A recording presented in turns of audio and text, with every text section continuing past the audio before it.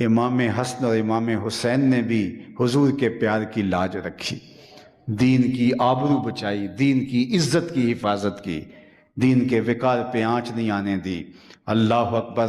کربلا کے تپتے ہوئے ریگزار میں حضرت امام حسین نے جو انوکھی اور البیلی وفا کی داستان رقم کی، کائنات کی تاریخ اس کی دوسری مثال پیش کرنے سے قاصر ہے۔ اللہ اکبر۔ یہ تماشائے لب بام نہیں ہے، 71 لاشیں کندھوں پہ اٹھا کے خیموں تک آنا اور پھر بھی زبان پہ ناشکری کا لفظ نہ آنے دینا۔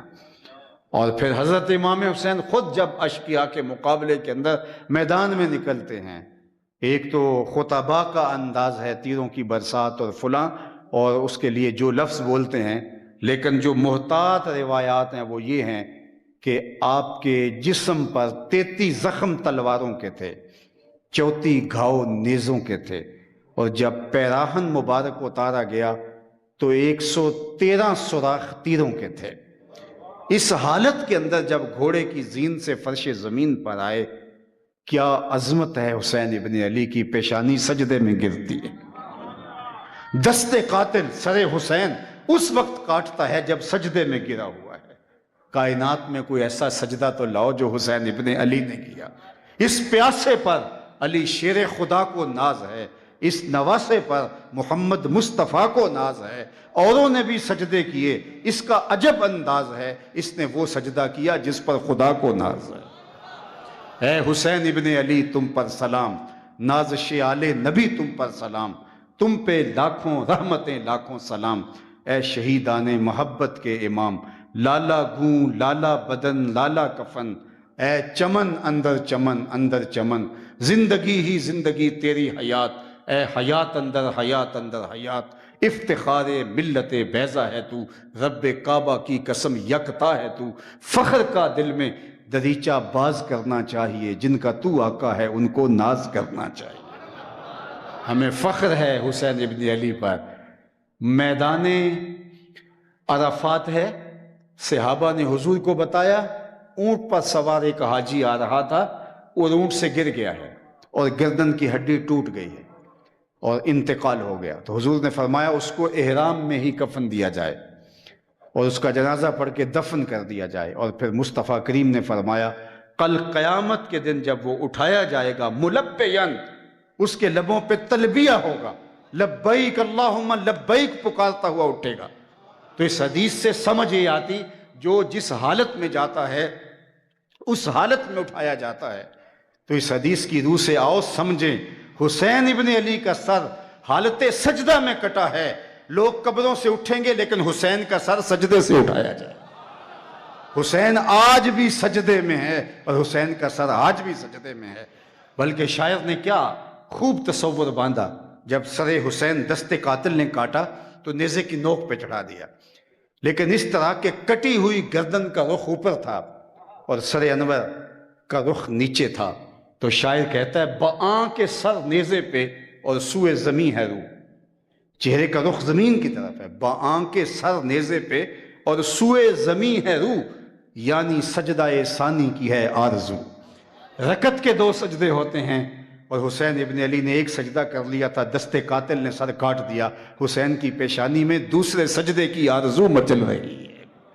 کیا ناز والا سجدہ کیا، کیا انداز والا سجدہ کیا حسین ابن علی نے کہ زمانے کو ورطہ حیرت میں ڈال دیا۔ لوگ سر بچانے کے لیے باطل کے ہاتھ میں ہاتھ دے دیتے ہیں، امام حسین نے ہاتھ بچانے کے لیے سر دے دیا۔ اور ایک اور بات میں کہنا چاہتا ہوں اگر آپ کی توجہ ہو، یزید نے امام حسین سے بیعت مانگی تھی، اپنا ہاتھ میرے ہاتھ میں دے، امام حسین نے سر دے دیا۔ اور آپ دیکھتے ہیں کربلا کی تاریخ کے اندر آپ کے مبارک اجسام کے اوپر گھوڑے دڑائے گئے اور ہڈیاں استخوان مبارک چور چور کر دی گئی۔ کربلا میں حسین کا سر ملا ہے، جو کربلا سے کوفے، کوفے سے قادسیہ، قادسیہ سے دمشق اور دمشق سے پھر کربلا آتا ہے۔ باقی حسین ابن علی کے باقی جسم کو گھوڑوں کی ٹاپوں سے رون دیا گیا۔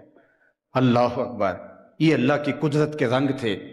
اگر جس طرح وہ حسین کا کٹا ہوا سر لے کے یزید کے دربار میں گئے، حسین کا کٹا ہوا بازو بھی تو لے کے جا سکتے تھے، اور جس طرح یزید نے امام حسین علیہ السلام کے مبارک ہونٹوں کے اوپر چھڑیاں ماری تھی، تو وہ کٹے ہوئے ہاتھ کو اپنے ہاتھ میں دے کے کہتا کہ حسین زندگی میں تو نے میرے ہاتھ میں بیعت نہیں کی، آج تیرا ہاتھ تو میرے ہاتھ میں آ گیا، لیکن حسین کا ہاتھ نہیں ملا، سر ملا ہے، تاکہ یزید کٹے ہوئے ہاتھ کو بھی اپنے ہاتھ میں نہ لے سکے۔ یہ حسین ابن علی کی عظمت ہے، یہ رفت ہے حسین ابن علی کی۔ اور حسین ہارا نہیں، حسین جیتا ہے۔ دنیا جیت اور ہار کے اپنے تصور کرتی ہے، لیکن میں کہتا ہوں، اقبال نے ایک بڑی خوبصورت بات کہی، جو دلوں کو فتح کر لے وہی فاتح زمانہ۔ فاتح کون ہوتا ہے؟ کہا جو دلوں کا فاتح ہو۔ اس پوری مجلس کے اندر ہزاروں کے اجتماع میں کوئی ایک شخص بھی نہیں ہوگا جو یزید کا نام سر اٹھا کے لیتا ہو۔ پورے شہر میں ڈھونڈ لیں، کوئی یزید کا حامی آپ کو نظر نہیں آئے گا۔ پورے ملک میں ڈھونڈ لیں، آپ کو یزید کا نعرہ مارنے والا کوئی نہیں ہوگا۔ حتیٰ کہ کفار سے جا کے پوچھ لو، جا کے ہندوؤں سے پوچھ لو، وہ بھی یزید کو ظلم کا، جبر کا، جور کا استعارہ قرار دیتے ہیں۔ مہاتما گاندھی کا بیان ریکارڈ پہ موجود ہے، جب اس نے برطانوی سامراج کے خلاف نہضت کی تو اس نے اپنے لوگوں کو کہا کہ مٹھی بھر جماعت ایسے سامراج سے ٹکرائے جس کے اقتدار میں سورج طلوع بھی ہوتا ہے، غروب بھی ہوتا ہے، دیوار کے ساتھ سر مارنے کے مترادف ہے۔ منطق کی کوئی دلیل نہیں ہے کہ میں اس سے ٹکراؤں، لیکن کہا اس کے باوجود میں تمہیں لے کے کھڑا ہو گیا ہوں، اس لیے کہ میرے سامنے حسین ابن علی کا کردار موجود ہے۔ تو میں کہتا ہوں کہ کوئی یزید کا ماننے والا بھی ہو تو وہ بھی یزید کا نام نہیں لیتا، سر جھکا کے لیتا ہے، دائیں بائیں دیکھ کے لیتا ہے، لینے سے پہلے شرمسار، لیتے ہوئے پسینہ پسینہ۔ لیکن ہم جب نام حسین لب پہ آتا ہے سر اٹھا کے چلتے ہیں۔ بلکہ میں ایک اور بات کہتا ہوں، ہم آ حسین والے بھی نہیں، ہم واہ حسین والے ہیں۔ ہم ان کی عظمتوں کو خراج پیش کرتے ہیں، جس طرح انہوں نے ظلم، جور، جبر اور زیادتی کے سامنے جو ہے وہ قیام فرمایا، نہضت فرمائی۔ اور تاریخ کا وہ جملہ جو حضرت امام حسین کا پیغام، بنیادی پیغام ہے، مثلی لا یبایع مثلہ، آپ نے یزید کو دو ٹوک جواب دیتے ہوئے یہ نہیں کہا کہ میں تیری بیعت نہیں کروں گا، قیامت تک کے لیے نشان قائم کر دیا، کہا میرے جیسا تیرے جیسے کی کبھی بیعت نہیں کرے گا۔ اور اقبال تڑپ اٹھا، سرخ رو عشق غیور از خونے ہو، شوخی این مصر از مضمونے ہو، تا قیامت قطع استبداد کرد، موج خونے ہو چمن ایجاد کرد۔ اقبال نے کہا عشق غیور کے چہرے پہ آج بھی اگر سرخی نظر آتی ہے تو یہ خون حسین کا صدقہ ہے۔ قیامت تک جبر جور کے خلاف جہاں بھی جو بھی سر اٹھا کے چلے گا وہ حرارت خون حسین سے لے گا۔ تو اس لیے فتح جو دلوں کو فتح کر لے وہی فاتح زمانہ۔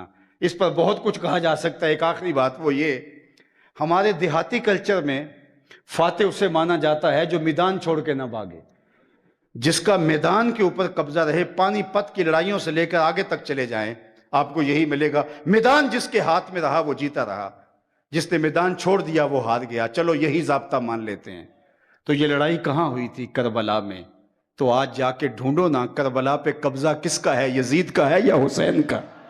کربلا پہ جھنڈے کس کے جھول رہے ہیں؟ یزید کے یا حسین کے؟ یزید کی تو قبر بھی دنیا کو معلوم نہیں ہے۔ مزبلہ دمشق، دمشق کی کوئی روڑی ہے جس کے نیچے اس کی کوئی قبر ہے، اور کوئی کہتا ہے کوئی کہتا ہے نہیں ہے۔ دنیا کو یزید کی قبر کا بھی نہیں پتا، میرے حسین کے جھنڈے آج بھی جھولتے ہوئے دکھائی دیتے ہیں۔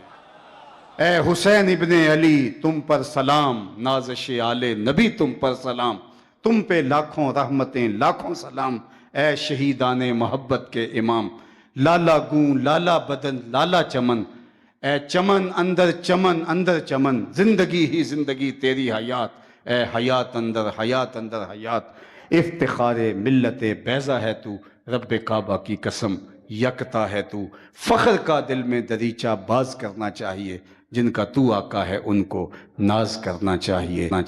خواہش کی آرزو سے مبرہ ہو تبھی تاثیر کا نور اس میں موجود ہوتا ہے، ورنہ ہواؤں میں اڑتی ہوئی تتلیوں کی طرح لفظ اپنا رنگ تو جماتے ہیں لیکن دل میں، روح میں اترنے سے قاصر ہوتے ہیں۔ بات وہی اثر انداز ہوتی ہے جو دل سے نکلتی ہے۔ فارسی والے کہتے ہیں از دل خیزت بر دل ریزت، جو بات دل سے نکلتی ہے وہی دل میں ترازو ہوتی ہے۔ تو اللہ کے جتنے بھی پیغمبر ہوئے، جلیل القدر ہستیاں، یا جن لوگوں نے اللہ کے دین کے لیے کام کیا، تو ان کی مسائی بے لوث رہی، تبھی اس کے اثرات لوگوں تک پہنچے اور دیر پا ثمرات نصیب ہوئے۔ اور اللہ تعالیٰ جل شانہ نے انبیاء علیہ السلام کی پاکیزہ ذوات کو کسی قسم کے لوث سے، لالچ سے، غرض سے بہر صورت پاک رکھا۔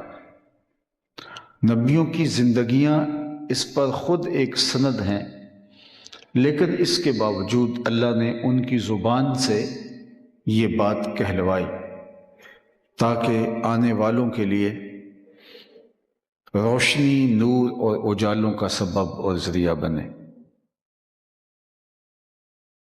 ہر نبی نے اپنی قوم سے یہی کہا کہ میں تم سے کوئی اجر نہیں مانگتا، کوئی صلہ طلب نہیں کرتا۔ حضرت موسیٰ علیہ السلام کی مثال ہمارے سامنے موجود ہے کہ اللہ تعالیٰ نے ان کی کس طرح حفاظت فرمائی۔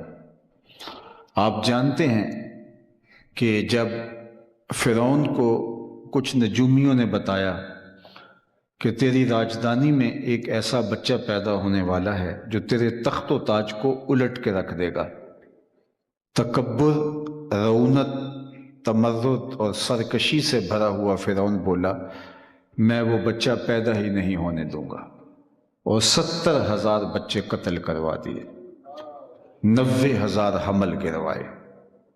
لوگوں نے کہا اس طرح تو نسل ہی مفقود ہو جائے گی۔ تو پھر 1 سال بچے قتل کرواتا، 1 سال بچے چھوڑ دیتا۔ جس سال وہ بچے قتل کرواتا تھا اس سال حضرت موسیٰ علیہ السلام پیدا ہوئے، اور جس سال وہ چھوڑ دیتا تھا اس سال حضرت ہارون علیہ السلام پیدا ہوئے۔ حضرت موسیٰ علیہ السلام کی والدہ، جن کا نام یوحانس بتایا جاتا ہے، وہ سخت پریشان ہوئیں کہ بیٹا پیدا ہوا ہے اور میری گود سے بچہ فرعون کے سپاہی چھین کے لے جائیں گے اور اس کی گردن کاٹ دیں گے۔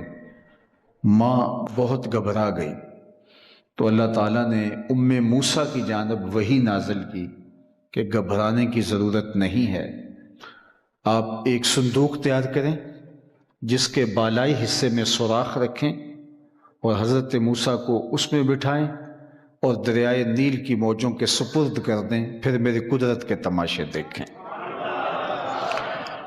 تو موسیٰ نے یہی کیا، ایک صندوق بنایا جس کے بالائی حصے میں سوراخ رکھ دیے گئے تاکہ ہوا کی گزرگاہ رہے، اور حضرت موسیٰ علیہ السلام کو صندوق میں ڈال کر وہ صندوق دریائے نیل میں ڈال دیا گیا۔ حضرت موسیٰ کی والدہ سلام اللہ علیہا تو واپس آ گئیں، لیکن بہن سے نہ رہا گیا، وہ دریا کنارے ساتھ ساتھ چلتی رہی۔ کہتے ہیں جب وہ صندوق ڈوبنے لگتا تو بہن کا کلیجہ بھی ڈوب جاتا، اور جب وہ تیر کے سطح آب پہ آ جاتا تو اس کے دل کو قرار ملتا، تسکین پہنچتی۔ فرعون کے ہاں اولاد نہیں تھی۔ شام کے وقت وہ اپنی بیوی کے ساتھ نیل کنارے بیٹھ کے گزرتے ہوئے پانی کے منظر سے اپنے محل کے پاس لطف اندوز ہو رہا تھا کہ اچانک پانی کے دوش پہ ایک صندوق آتے دیکھا۔ دل میں تجسس اور شوق کی چنگاریاں روشن ہوئیں۔ شاہی غوطہ خوروں کو حکم ہوا کہ وہ صندوق نکال کے لاؤ، ہم دیکھیں کہ اس میں کیا ہے۔ وہ صندوق لائے اور جب اسے کھولا گیا تو ایک خوبصورت بچہ مسکرا رہا تھا۔ تو زوجہ فرعون نے، جس کا نام آسیہ ہے، برجستہ کہا یہ بچہ میری آنکھوں کی ٹھنڈک ہے اور ہم اسے اپنا بیٹا بنا لیتے ہیں۔ علماء نے لکھا کہ نبی کے ساتھ کیا گیا پیار رائے گاہ نہیں جاتا۔ اللہ تعالیٰ نے حضرت آسیہ کو بعد میں ایمان کا نور عطا فرما دیا، اور فرعون بھی اگر کہہ دیتا کہ ہاں یہ میری آنکھوں کی بھی ٹھنڈک ہے تو رب یہ نہ دیکھتا اس نے دعویٰ کیا کیا ہے، نبی کے ساتھ کیے گئے پیار کے صدقے اللہ اس کو بھی ہدایت عطا کر دیتا۔ خیر اس کا مقصود نہیں تھا، لیکن یہ طے ہو گیا کہ ہمارے ہاں اولاد نہیں ہے تو ہم اس کو اپنا بیٹا بنا لیتے ہیں۔ سب سے پہلی فکر یہ ہوئی کہ بچے کے لیے دودھ کا انتظام کیا جائے، تو مختلف شاہی دائیاں بلوائی گئیں، حضرت موسیٰ کو دودھ پیش کرتی ہیں، آپ دودھ نہیں پیتے۔ اللہ نے قرآن مجید میں ارشاد فرمایا، ہم نے ان پر حرام کر دیا تھا کہ اپنی ماں کے علاوہ کسی خاتون کا دودھ نہیں پینا۔ اب پریشانی بن گئی کہ بچہ ہے اور دودھ نہیں پی رہا۔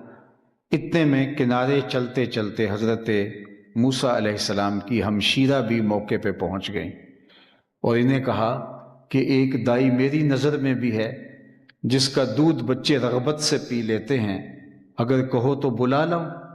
انہوں نے کہا دیر کاہے کی، وہ گئیں اور اپنی ماں کو ہی بلا لائیں۔ تو انہوں نے جب دودھ پیش کیا تو حضرت موسیٰ علیہ السلام نے پی لیا۔ قرآن میں سارا واقعہ مذکور ہے۔ اللہ اکبر۔ فرعون نے کہا کہ اے خاتون، تمہاری رہائش بھی قریب کر دیتے ہیں، کہاں رہتی ہو؟ یہاں اپنی رہائش لے آؤ اور میرے بچے کو تم نے دودھ پلانا ہے۔ آپ نے سنا کہ فرعون کہتا تھا وہ بچہ میں پیدا نہیں ہونے دوں گا۔ رب نے کہا مجھے رب نہ کہنا اگر تیرے گھر میں پال کے نہ دکھایا تو۔ اب سوال یہ ہے کہ اپنی ماں کے علاوہ کسی اور خاتون کا دودھ پینا نبی کی شان کے لائق نہیں، تو پھر میرے اور آپ کے آقا و مولا نے حضرت حلیمہ سعدیہ کا دودھ کیوں پیا؟ یہ ایک سوال کھڑا ہوتا ہے۔ سویبہ کا دودھ حضور نے کیوں پیا؟ تو کوئی حرج نہیں کسی کا دودھ پینے میں، بھیڑ بکری کا دودھ پینے میں کوئی حرج نہیں، اونٹ اور گائے کا دودھ پینے میں کوئی حرج نہیں، تو کسی دوسری خاتون کا دودھ پینے میں کیا حرج ہے؟ لیکن حضرت موسیٰ علیہ السلام کا ماجرا اور تھا۔ اللہ نے اس بہانے ان کو ماں کی گود تک پہنچانا تھا۔ اور دوسری بات، کل کلاں جب فرعون کے دربار میں کھڑے ہو کے حضرت موسیٰ علیہ السلام نے اللہ کی توحید کی دعوت دینی تھی، تو فرعون نے زیر لب مسکرا کے کہنا تھا ہمارے گھر پلتا رہا، آج ہمیں عقل سکھانے آ گیا۔ اور قرآن پڑھیے، اس نے باقاعدہ یہ طعنہ بھی دیا، تو اللہ نے اس کا جواب پہلے سکھایا کہ جب وہ یہ کہے کہ میرے گھر پلتا رہا تو تم جواب دینا میاں پلا تیرے گھر میں ہوں، دودھ اپنی ماں کا ہی پیتا رہا ہوں۔ تو جو اپنے گھر سے کھا کے تبلیغ کی جائے اس کا نتیجہ پھر کچھ اور ہوتا ہے۔ اس لیے پیغمبروں کی جو دعوت ہوتی ہے وہ بے لوث ہوتی ہے، بے غرض ہوتی ہے۔ اللہ اس کے اندر کوئی ایسا شائبہ بھی نہیں آنے دیتا تاکہ کوئی ان کے کردار پر، ان کی تبلیغی مساعی پر انگلی نہ اٹھا سکے۔ نبیوں کی زندگیاں، ان کے روز و شب اس پہ گواہ ہیں، لیکن اللہ نے ان کی زبان سے بھی بات کہلوائی اور خود جناب رسالت مآب صلی اللہ علیہ وسلم کی زبان سے کہلوایا، قُلْ لَا أَسْأَلُكُمْ عَلَيْهِ أَجْرًا، اے لوگو میں تم سے تبلیغ دین کا کوئی صلہ نہیں مانگتا، تمہارے تک پیغام حق پہنچایا، تمہیں دین دیا، تم سننا نہیں چاہتے تھے تمہیں سنایا۔ یہ مشکل ہوتا ہے جب لوگ سننے کے لیے آمادہ ہوں، خود چل کے آئے ہوں، سماعتیں بچھا کے بیٹھے ہوں، تو پھر بات کرنا کیا مشکل ہوتا ہے؟ پھر تو بات کرتے ہوئے لطف آتا ہے۔ مشکل تو اس وقت ہوتا ہے جب لوگ سننے کے لیے آمادہ نہ ہو۔ حضرت نوح کی زندگی اٹھا کے دیکھیے، جب تبلیغ کرنے جاتے ہیں تو کافر کانوں میں انگلیاں ٹھونس لیتے ہیں، اے نوح تیری بات نہیں سنیں گے۔ اللہ اکبر۔ یہاں تو کوئی زور سے سبحان اللہ نہ کہے تو ہمارا نعت خواں بھی بگڑ جاتا ہے، ہمارا خطیب بھی بگڑ جاتا ہے کہ تم نے کوئی میری عزت افزائی نہیں کی۔ لیکن وہاں کیا ہے کہ لوگ کانوں میں انگلیاں دے دیتے ہیں، اے نوح تیری بات نہیں سنیں گے۔ حضرت نوح الجھتے نہیں ہیں، انتظار کرتے ہیں، اچھا میاں کبھی تو تھک کے انگلیاں نکالو گے، جب نکالو گے تب اللہ کا پیغام دے کے جاؤں گا۔ اور میرے اور آپ کے آقا و مولا کی زندگی دیکھیے، گڑھے کھودے گئے، کانٹے بچھائے گئے، اجریاں ڈالی گئیں، اذیتیں دی گئیں۔ عقبہ بن ابی معیط نے کیا کیا زیادتیاں نہیں کی، گھر کا کوڑا لا کے حضور کے گھر کے سامنے ڈال دیا، کیا کچھ نہیں ہوا، لیکن حضور نے تبلیغی مساعی کے اندر کوئی کوتاہی نہیں ہونے دی۔ بلکہ جب حضور طائف میں گئے اللہ اکبر۔ ام المومنین سیدہ عائشہ رضی اللہ تعالی عنہا سے روایت ہے، صحاح میں موجود ہے کہ عرض کی میں نے حضور سے پوچھا، حضور کیا احد کے دن سے سخت دن بھی زندگی میں آیا تھا؟ فرمایا ہاں عائشہ، جب تیری قوم نے طائف کے بازاروں میں مجھے پتھر مارے تھے تو یہ دن احد کے دن سے بھی سخت تھا۔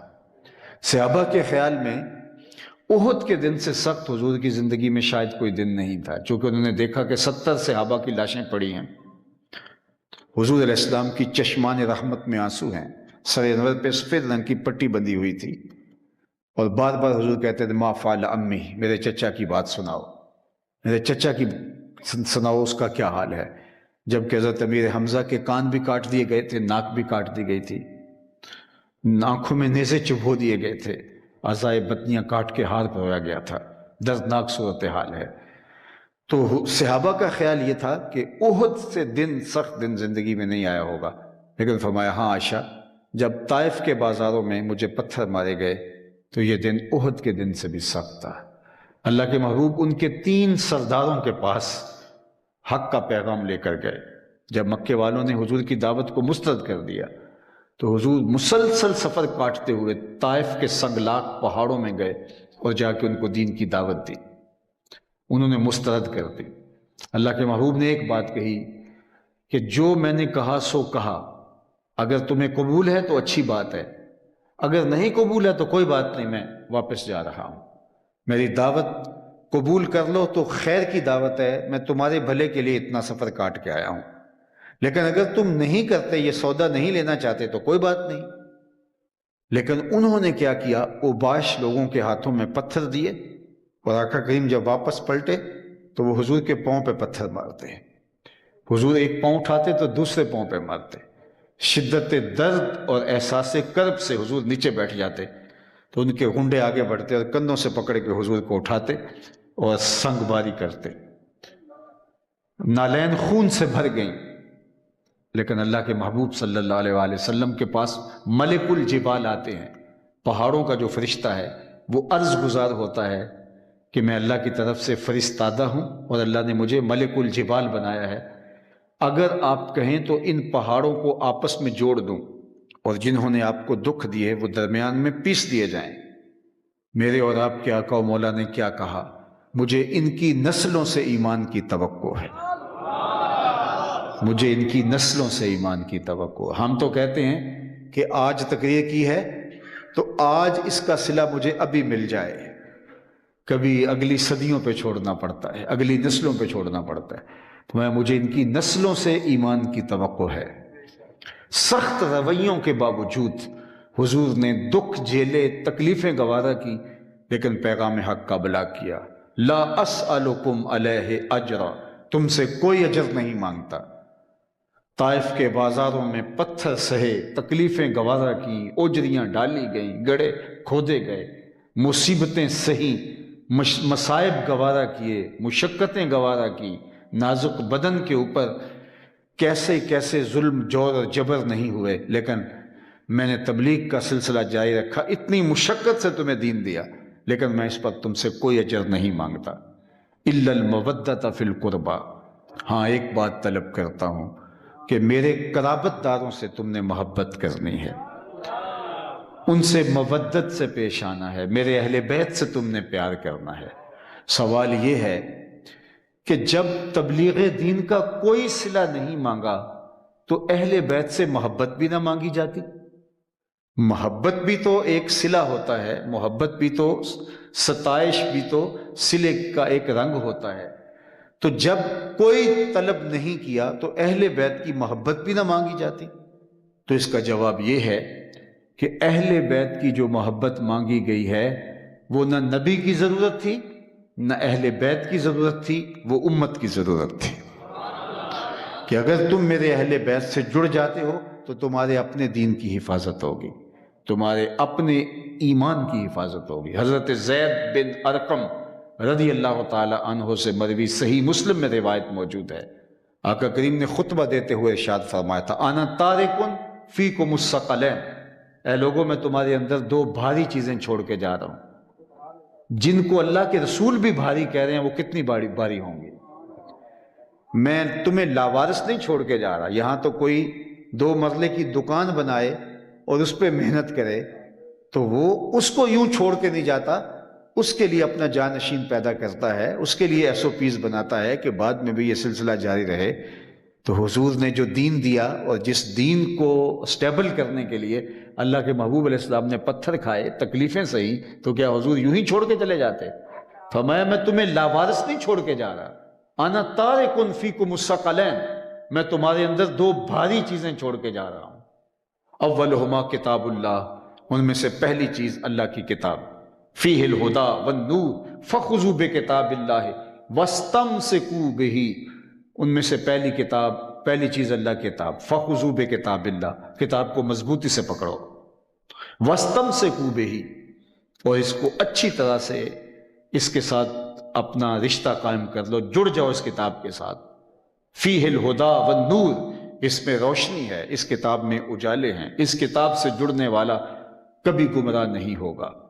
یہ ہدایت کا سر چشمہ ہے، یہ روشنیوں کا منبع ہے، یہ اجالوں کی نقیب ہے کتاب۔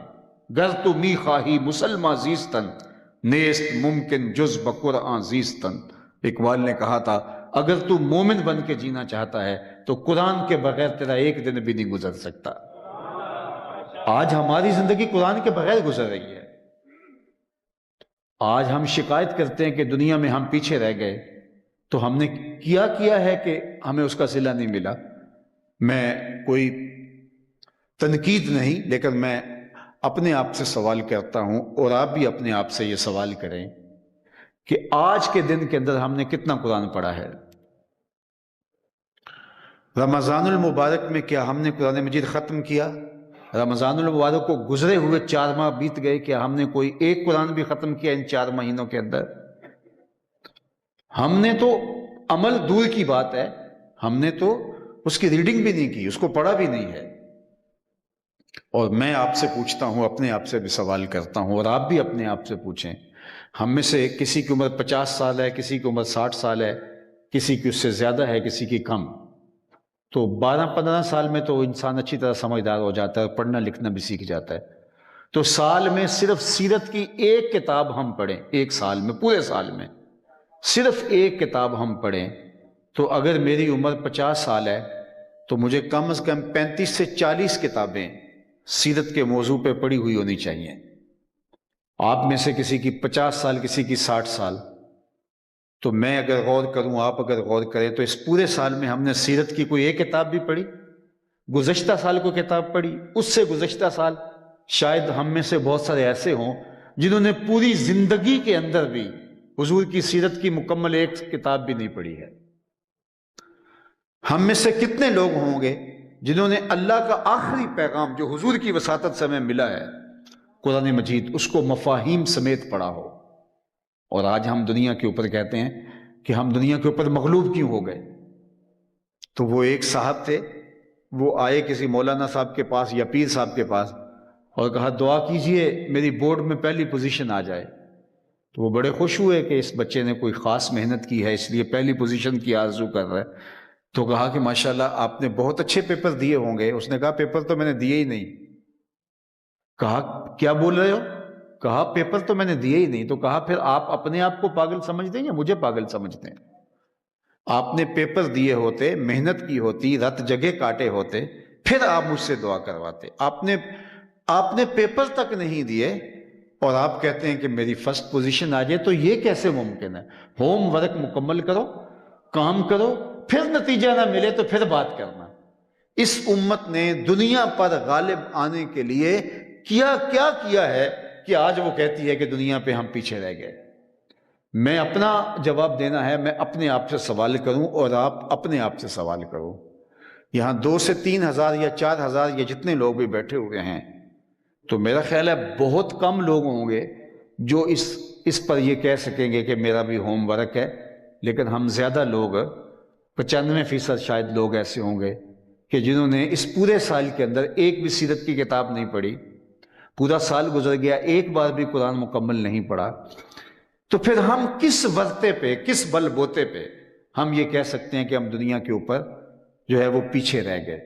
اقبال نے جو جواب شکوہ کے اندر بات کی کہ شور ہے کہ دنیا سے مسلمان ہو گئے نابود، ہم یہ کہتے ہیں کہ مسلم تھے بھی کہیں موجود، وضع میں تم نصارہ ہو تو تمدن میں ہنود، یہ مسلمان ہیں جنہیں دیکھ کے شرمائیں یہود، یوں تو سید بھی ہو، مرزا بھی ہو، افغان بھی ہو، تم سب کچھ ہو، بتاؤ مسلمان بھی ہو۔ مجھے اپنے آپ کو دیکھنا ہوگا۔ شکوہ تو انسان کرتا ہے، شکوے میں تو آپ نے، اقبال نے جو لہجہ اختیار کیا، آپ جانتے ہیں فتویٰ بھی متوجہ ہوا، اور وہ شکوہ کیا رب سے، لیکن وہ ایک انداز تھا اقبال کا۔ صفائے دہر سے باطل کو مٹایا ہم نے، یہ شکوہ ہے، صفائے دہر سے باطل کو مٹایا ہم نے، نو انسان کو غلامی سے چھڑایا ہم نے، تیرے کعبے کو جبینوں سے بسایا ہم نے، تیرے قرآن کو سینوں سے لگایا ہم نے، پھر بھی ہم سے گلہ ہے کہ وفادار نہیں، ہم وفادار نہیں، تو بھی تو دلدار نہیں۔ بہت سخت لہجہ ہو گیا، تلخ ہو گیا لہجہ، لیکن جب اس کا جواب آیا تو سنیو، لفظ وہی ہیں، صرف صیغہ بدلتا، اب آواز ادھر سے آ رہی ہے۔ صفائے دہر سے باطل کو مٹایا کس نے، نو انسان کو غلامی سے چھڑایا کس نے، میرے کعبے کو جبینوں سے بسایا کس نے، میرے قرآن کو سینوں سے لگایا کس نے، تھے تو آبا وہ تمہارے ہی مگر تم کیا ہو، ہاتھ پہ ہاتھ درے منتظر فردا ہو، ہر کوئی مست مئے ذوق تن آسانی ہے، تم مسلمان ہو یہ انداز مسلمانی ہے، حیدری فقر ہے نئے دولت عثمانی ہے، تم کو اسلاف سے کیا نسبت روحانی ہے، وہ معزز تھے زمانے میں مسلمان ہو کر، تم خار ہوئے تارک قرآن ہو کر۔ ہماری پستی، ذلت، زبوں حالی، نکبت، رسوائی کا سبب یہ ہے کہ ہم نے قرآن کو چھوڑ دیا۔ اللہ کے محبوب نے فرمایا میں تمہیں بھاری چیز دے کے جا رہا ہوں، اس کے ساتھ اپنے تعلق کو مضبوط رکھنا، وَاسْتَمْسِكُوا بِهِ، اس کے ساتھ تمسک اختیار کر لینا، فَخُذُوا بِكِتَابِ اللَّهِ، لفظ سنیے، اس کتاب کو اچھی طرح پکڑ لو، تھام لو، فِيهِ الْهُدَى وَالنُّورُ، اس میں ہدایت ہے، اس میں روشنی ہے، بلکہ فرمایا اگر اس کتاب سے جڑ جاؤ لن تدلوا بعدی ابدا، تم میرے بعد کبھی بھی گمراہ نہیں ہو سکتے۔ لیکن ہم نے قرآن کو تھاما ہی نہیں، ہم نے قرآن کو پڑھا ہی نہیں، ہم تو اپنی خواہشات کے غلام ہو گئے۔ تو فرمایا میں تمہارے اندر دو بھاری چیزیں چھوڑ کے جا رہا ہوں، اولہما کتاب اللہ فیہ الہدی والنور فخذوا بکتاب اللہ واستمسکوا بہ، اور پھر اس کے بعد فرمایا وَأَهْلُ بَيْتِي، اور دوسری چیز میں جو تمہارے درمیان چھوڑ کے جا رہا ہوں وہ میرے اہل بیت نبوت ہیں، میرے اہل بیت ہیں۔ اور 3 مرتبہ اللہ کے محبوب نے فرمایا، صحیح مسلم کی روایت ہے، حضرت زید بن ارقم سے مروی، حضور نے 3 مرتبہ فرمایا اذکرکم اللہ فی اہل بیتی، اذکرکم اللہ فی اہل بیتی، اذکرکم اللہ فی اہل بیتی، میں تمہیں اپنے اہل بیت کے حوالے سے اللہ سے ڈراتا ہوں کہ میرے اہل بیت کے حوالے سے کوتاہی کا ارتکاب نہ کرنا، میرے اہل بیت کے حوالے سے کسی کوتاہی کے مرتکب نہ ہونا۔ 3 مرتبہ اذکرکم اللہ فی اہل بیتی، اذکرکم اللہ فی اہل بیتی۔ اللہ اکبر۔ عالی مرتبت سامعین، سوال پیدا ہوتا ہے کیا قرآن ہماری ضرورتوں کا کفیل نہیں تھا، ہمارے دکھوں کا مداوا نہیں تھا، ہمارے امراض کا علاج نہیں تھا، ہمارے دکھوں کی شفا نہیں تھی، تو پھر اہل بیت کے ساتھ جڑنے کی تلقین کیوں کیا گئی جب قرآن ہر ضرورت کو پورا کرتا ہے؟ عبداللہ ابن عباس رضی اللہ تعالیٰ عنہ فرماتے ہیں میرے اونٹ کی رسی بھی گم ہو جائے تو قرآن سے مجھے وہ بھی مل جاتی ہے۔ جب ہر دکھ کا مداوا قرآن میں ہے، ہر شے قرآن کے دامن میں موجود ہے، تو پھر کیا ضرورت پڑ گئی تھی کہ اہل بیت کے دامن کو بھی تھاما جائے؟ حضرت جنید بغدادی رضی اللہ تعالیٰ عنہ نے اپنے ایک مرید کو صندوق دیا، کہا اس کو سر پہ اٹھاؤ اور لے جاؤ اور دریائے دجلہ میں پھینکاؤ، اور سنو اس کو کھول کر نہیں دیکھنا اس کے اندر کیا ہے۔ اس نے صندوق اٹھایا اور دجلہ کنارے پہنچا، جب پھینکنے لگا تو کیا دیکھا کہ پانی پھٹ گیا ہے اور اس نے راستہ دے دیا ہے۔ صندوق پھینک دیا، واپس پلٹا اور شیخ سے کہا حضرت میری آنکھیں اگر یہ منظر نہ دیکھتی تو میں کبھی سوال بھی نہ کرتا، اب مجھے بتائیے اس صندوق میں کیا تھا کہ پانی نے بھی راہیں دے دی، اور اگر وہ کوئی اتنی ہی متبرک شے تھی تو آپ نے پھینکوا کیوں دی؟ یہ بات سمجھ میں نہیں آ رہی۔ شیخ نے فرمایا کہ بیٹا تم نے منظر ایسا دیکھا ہے، اگر بیان نہیں کروں گا تمہیں قرار نہیں ملے گا۔ سنو، میں نے 12 سال کی محنت شاقہ سے تصوف کے رموز و غوامض اور اسرار پر ایک کتاب لکھی۔ پھر 12 سال سوچتا رہا کہ اس کا کوئی جملہ شریعت کے مزاج سے متصادم نہ ہو۔ 24 برس بیت گئے۔ پھر 12 سال سوچتا رہا اس کتاب کو لوگوں تک پہنچاؤں کہ نہ پہنچاؤں۔ آج 36 برس گزرنے کے بعد میں نے فیصلہ کیا قرآن کے ہوتے ہوئے لوگوں کو جنید کی کسی کتاب کی ضرورت نہیں ہے۔ قرآن اتنا کافی ہے، اتنا وافی ہے۔ تو جب قرآن ہماری ضرورتوں کو یوں پورا کرتا ہے تو پھر اہل بیت کے دامن کو تھامنے کی کیا ضرورت پڑ گئی؟ اور یہ خود حضور فرماتے ہیں کہ میں قرآن اور اہل بیت کا دامن دے کے جا رہا ہوں۔ تو سنیے عالی مرتبت سامعین، ایک ہوتا ہے علم، ایک ہوتی ہے اس کی عملی مشق، ایک ہوتی ہے تھیوری، ایک ہوتا ہے اس کا پریکٹیکل۔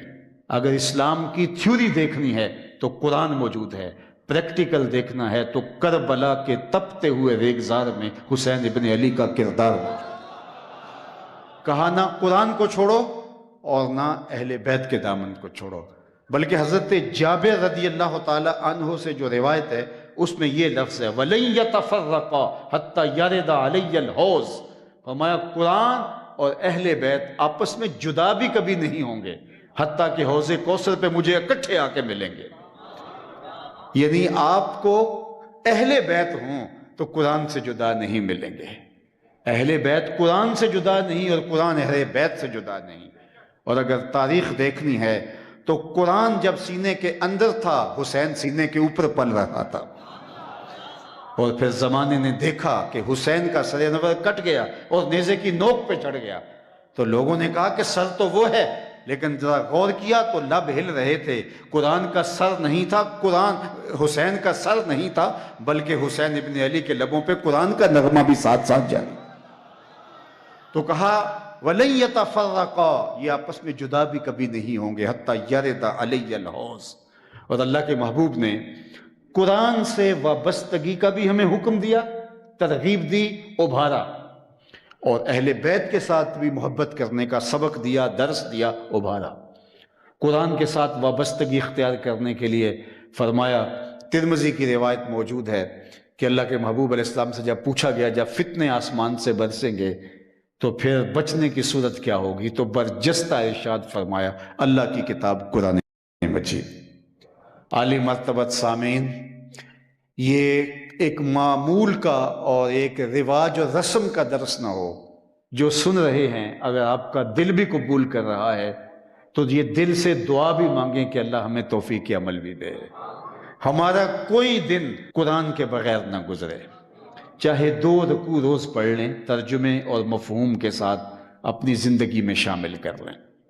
ہم نے قرآن کے ساتھ، قرآنی تعلیمات کے ساتھ اچھا سلوک نہیں کیا، صرف ہمارا اتنا تعلق رہ گیا ہے کہ کوئی لڑائی ہو گئی، قول و قرار پہ بات پہنچی تو ہم نے کہا قرآن اٹھاؤ، تو قرآن اس لیے نازل تو نہیں ہوا، بلکہ اقبال نے تو اس سے بھی بڑھ کے آگے بات کی، ببند صوفی و ملا اسیری حیات از حکمت قرآن گیری، با آیاتش ترا کار جزی نیست کیا از یاسین او آساں بمیری۔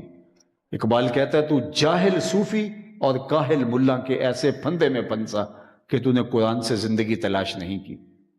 کہا جب تیرے بوڑھے کی روح اٹک گئی، تیرا قرآن سے صرف اتنا کام ہے، جب تیرے بوڑھے کی روح اٹک گئی اور اس کی روح نہیں پرواز ہو رہی تو آ گیا کہ چل سورہ یاسین کی تلاوت کرے اور اس کی روح آسانی سے نکل جائے۔ اقبال کہتے ہیں اس میں کوئی شک نہیں کہ فائدہ ہوتا ہے، لیکن مجھے افسوس یہ ہے کہ تو نے قرآن سے بھی مرنا ہی سیکھا، کاش قرآن سے جینا سیکھ لیا ہوتا۔ مرنے کا راستہ تلاش کیا، کاش اس قرآن سے تو نے جینا سیکھ لیا ہوتا، جینے کے ڈھب اور اسلوب سیکھے ہوتے۔ اس قرآن کے ساتھ جڑو، اور کہا اہل بیت کی محبت سکھائی۔ حضرت اسامہ بن زید بن حارثہ رضی اللہ تعالیٰ عنہ سے یہ روایت مروی ہے۔ اسامہ بن زید کون ہیں؟ حضرت زید کے فرزند رضی اللہ تعالیٰ عنہ۔ قرآن مجید کے اندر صحابہ کا تذکرہ موجود ہے، لیکن کسی صحابی کا نام لے کے ذکر نہیں ہوا سوائے حضرت زید کا۔ قرآن میں صرف ایک صحابی کا نام ہے اور وہ ہے حضرت زید بن حارثہ رضی اللہ تعالی عنہ کا۔ حضور کے منہ بولے بیٹے، اللہ کے محبوب صلی اللہ علیہ وآلہ وسلم جن سے بہت پیار کرتے تھے، آزاد کردہ غلام اور منہ بولے بیٹے۔ ان کے بیٹے حضرت اسامہ بن زید رضی اللہ تعالی عنہ، جو فتح مکہ کے دن حضور کے ردیف تھے، حضور ان کو پوتوں کی جگہ پہ رکھتے تھے اور وہ بلا تکلف حضور کے پاس حاضر ہو جاتے اور جو حاجت ہوتی عرض کرتے، حضور ان کے لاڈ دیکھتے۔ حضرت اسامہ کہتے ہیں رات کا ایک حصہ گزر چکا تھا اور مجھے حضور سے کوئی کام پڑ گیا، مجھے کوئی حاجت تھی جو پیش تھی، میں گیا، میں حضور کی دہلیز پہ حاضر ہوا۔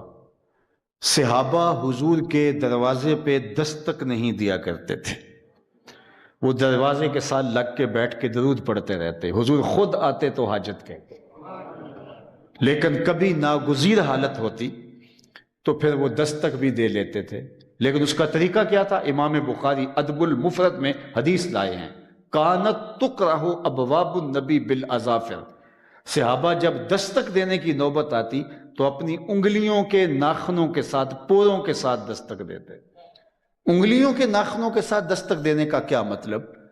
تو مولا علی قاری علیہ رحمہ لکھتے ہیں، اے دربن خفیفن و دکن لطیفن تعظیمن و تکریمن و تشریفن، یہ سب کچھ حضور کی عزت افزائی کے لیے تھا۔ ساغر صدیقی نے کہا تھا، میں نے پلکوں سے در یار پہ دستک دی ہے، میں وہ سائل ہوں جسے کوئی صدا یاد نہیں۔ اس کا شاعرانہ تخیل ہے، اس نے عملاً کبھی در حبیب پہ یوں دستک نہیں دی ہوگی، صحابہ نے دے کے دکھائی۔ حضرت اسامہ آئے حضور کے در اقدس پہ اور عرض کی، رات کا ایک پہر بیت چکا تھا، حضور لیٹ چکے تھے، تو جب انہوں نے باہر سے عرض کی تو حضور تشریف لے آئے۔ کہتے ہیں جب حضور آئے تو حضور نے ایسے ہی چادر کی بکل کی ہوئی تھی، تو میں نے حضور سے حاجت کہی، آقا کریم نے میری حاجت پوری کر دی۔ لیکن اس دوران جو میں منظر دیکھا تو میں رہ نہ سکا، میں نے حضور سے پوچھ لیا، چونکہ آقا کریم علیہ الصلوۃ والسلام نے چادر لپیٹی تھی اور دونوں اطراف میں ابھار تھے، اس پہلو میں بھی اور اس پہلو میں، چادر کے اندر جس طرح کچھ ہو، تو مجھ سے نہ رہا گیا، میں نے پوچھ لیا۔ جب میں نے حضور سے پوچھا، حضور یہ چادر کے اندر کیا ہے، سنیے لفظ حدیث کے، فکاشفہ، حضور نے کچھ بتانے کے بجائے چادر ہی کھول دی۔ تو کہتے ہیں فائز الحسن والحسین علی ورکہ ہے، تو میں نے اپنی آنکھوں سے دیکھا کہ ایک پہلو سے حسن لپٹے ہوئے تھے، ایک سے حسین لپٹے ہوئے تھے رضی اللہ تعالیٰ عنہما، اور آقا کریم نے فرمایا یہ میرے بیٹے ہیں، یہ میری بیٹی کے بیٹے ہیں، اے اللہ میں ان سے پیار کرتا ہوں، تو بھی ان سے پیار کر، اور جو ان سے پیار کرے مالک اس سے بھی پیار کر۔ ان کی محبت کا درس دیا، پھر ان کی فضیلتیں بیان فرمائی۔ حضرت حذیفہ بن یمان رضی اللہ تعالیٰ عنہ اس حدیث کے راوی ہیں، اور اس کے بعد میں اپنی گفتگو کو سمیٹ لوں گا چند کلمات کے بعد، میں پوری توجہ آپ کی چاہوں گا۔ حذیفہ بن یمان کون ہے؟ صاحب و سر رسول اللہ صلی اللہ علیہ وآلہ وسلم، حضور کے رازدان۔ جب حضور نے کوئی راز کی بات کرنی ہوتی تو حضرت حذیفہ بن یمان کے کان میں کہتے۔ مختلف صحابہ کو مختلف اعزازات دیے ہوئے تھے۔ ایک صحابی تھے صاحب النالین، جب حضور جاتے تو وہ ساتھ چلتے، حضور نالین اتارتے تو وہ حضور کے نالین پکڑ لیتے، تو ان کی شان یہ تھی، کہلاتے تھے صاحب النالین، حضور کے جوڑے اٹھانے والے۔ اللہ اکبر! وہ کیا کسی نے کہا کہ ان کے نالین کو پیوند لگانے والے کعبہ قوسین کی منزل کا پتہ دیتے ہیں، اور کسی نے کہا کہ ذرے اس خاک کے تابندہ ستارے ہوں گے جس جگہ آپ نے نالین اتارے ہوں گے۔ صاحب نالین، ایک صاحب وسادہ، حضور کا تکیہ اٹھانے والے صحابی، اور ایک صحابی تھے اصلح بن شریک رضی اللہ تعالی عنہ۔ ان کی ڈیوٹی کیا تھی؟ حضور کے ساتھ قافلوں میں چلتے، جب قافلہ رکتا، پڑاؤ کرتا، تو یہ حضور کی سواری کا کجاوا اتار کے رکھتے، اور صبح جب قافلے نے دوبارہ چلنا ہوتا تو حضور کے تشریف لانے سے پہلے کجاوا کس کے سواری تیار کر دیتے، صرف اسی غرض سے حضور علیہ السلام کے ساتھ رہتے۔ کہتے ہیں ایک سفر میں سردی کا موسم تھا اور مجھے غسل کی حاجت تھی۔ صبح جب کجاوا کسنے کا لمحہ آیا تو میں اگر ٹھنڈے پانی سے وضو کرتا، غسل کرتا، تو مجھے جان کا اندیشہ تھا، اور اگر پانی گرم کر کے میں کجاوا کستا تو فرمایا کہ دیر ہو جاتی، تو میں نے ایک انصاری صحابی سے کہا کہ حضور کی سواری کا کجاوا آج تم کس دو، اور میں کہیں سے لکڑیاں جمع کی، پانی کو گرم کیا، غسل کیا، قافلہ کوچ کر چکا تھا، میں اپنی سواری کوڑ لگائی اور قافلے کے قریب پہنچا۔ جو ہی میری سواری حضور کی سواری کے قریب پہنچی تو آقا کریم نے میری جانب دیکھا اور مسکرائے اور پھر فرمایا اصلح، آج کجاوا تیرے ہاتھ کا کسا نہیں لگتا؟ تو حضرت اصلح بن شریح کہتے ہیں کہ حضور میں نے کسا بھی نہیں ہے، یہ کسی انصاری صحابی نے کسا ہے۔ تو کہا تو نے کیوں نہیں کسا؟ عرض کی حضور میں غسل سے نہیں تھا اور میں نے گوارا نہیں کیا جن لکڑیوں نے آپ کے بدن کو چھونا ہے ان کو بھی بے وضو ہاتھ لگاؤں۔ یہ ان کی محبت ہے۔ حضرت حذیفہ بن یمان حضور کے رازدان تھے، حضور ان کو راز کی بات کیا کرتے تھے۔ گھر مسجد نبوی سے کچھ فاصلے پر تھا۔ حضرت حذیفہ کہتے ہیں کہ میں اپنی ماں سے اجازت لی، ماں بیمار بھی تھی اور بوڑھی بھی تھی، تو دن کی نمازوں میں تو وہ حضور کے پاس رہتے، شام کی نمازوں میں ماں کی خدمت کے لیے ان کو گھر رہنا پڑتا، لیکن ان کی آرزو تھی کہ میں حضور کی قرات سنوں، جہری نمازیں حضور کے ساتھ پڑھوں۔ جب صاحب قرآن خود قرآن پڑھتے ہوں گے تو رنگ کوئی اور ہی ہوتا ہوگا نا۔ حضرت ابو موسیٰ اشعری رضی اللہ تعالیٰ عنہ فرماتے ہیں ایک دن فجر کی نماز تھی، حضور تھے، سورہ والضحیٰ کی تلاوت تھی، ابھی تک نشہ ہی نہیں اترا۔ اللہ اکبر۔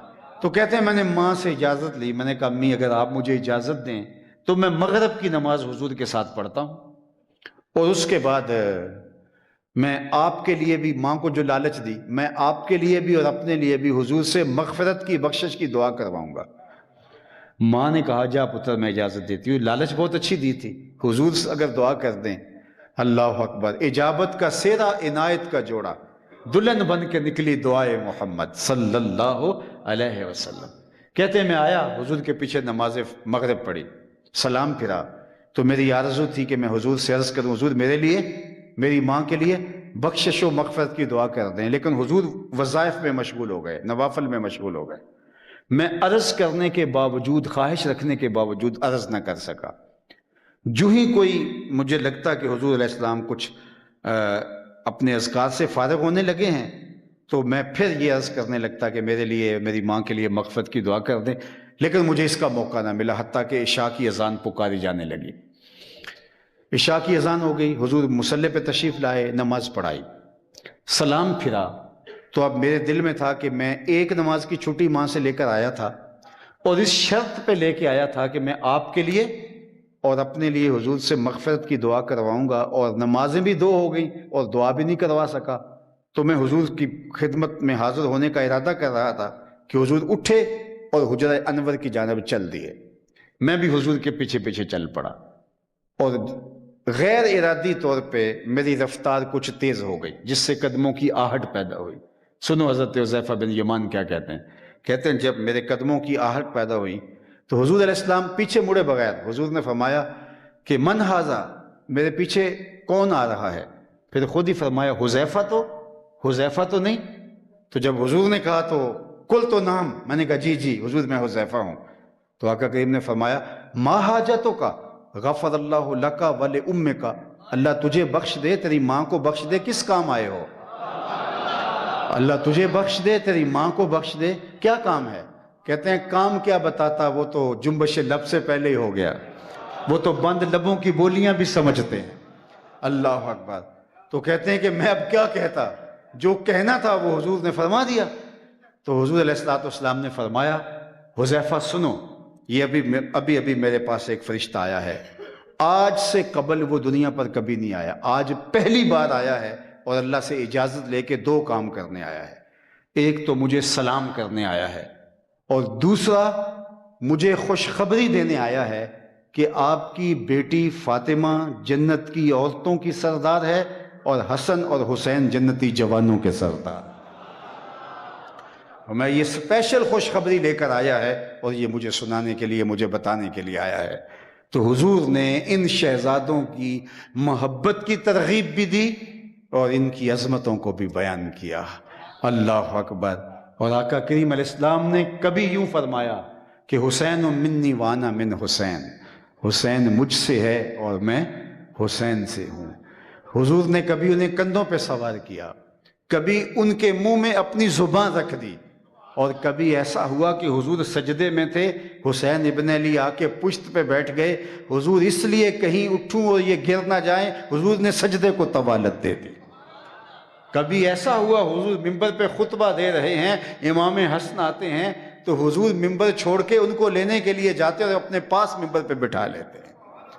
تو کیا محبت دی، کیا پیار دیا اور کیا الفت دی۔ تو اگر حضور نے ان کو اتنا پیار دیا تو پھر